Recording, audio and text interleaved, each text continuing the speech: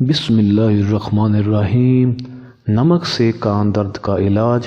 شاید آپ نے کبھی خیال نہ کیا ہو کہ عام روزمرہ کا نمک جس کے کم اور زیادہ ہونے پر کھانے میں لطف ہی نہیں آتا، اس میں کس قدر فوائد میسر ہیں۔